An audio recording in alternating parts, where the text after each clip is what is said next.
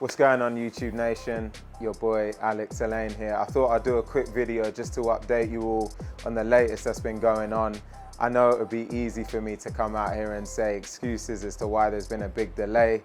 Things have been manic, and so putting out content consistently is not easy, but I thought I'd do a very quick update just to let you all in on what's been the latest. So first and foremost is the fact that I recently released a podcast. It's called the Elite Level Podcast for anyone who's interested in sales, software sales especially, which is the game that I'm in. Be sure to check it out and support. It's taken up a lot of time, but I'm really enjoying it. The second strand is just the fact that business and work has been pretty crazy recently, doing a lot of things internationally, taking on a ton more clients. So it's just been tough to keep up with it all. But it's all been really exciting, and there's some massive plans for this year and for next year that I can't wait for you all to start seeing more about. And the third strand is I promised to do a car update. So that's what this video is mainly about, showing you what the new toy is. So we're gonna head downstairs, get it out the garage, take it for a little spin, and I'll tell you all about it. Let's go.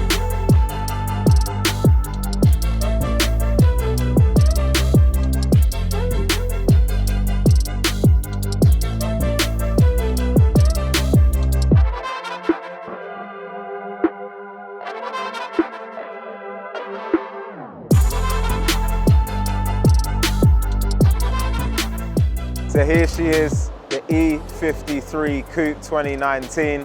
I like to see her as being the beauty and the beast. As you can see, phenomenal performance, top speed of 155 miles an hour, 0 to 60 in 4.4 seconds, and almost 430 brake horsepower with an electric motor. So I just couldn't be happier. You can see we've done a lot of modifications to the car, changed the front bumper, got some custom alloys on there. The red calipers are customized, and we've done a whole lot of different bits of work just to give her that sleek effect, while as mentioning having some pretty crazy performance as well.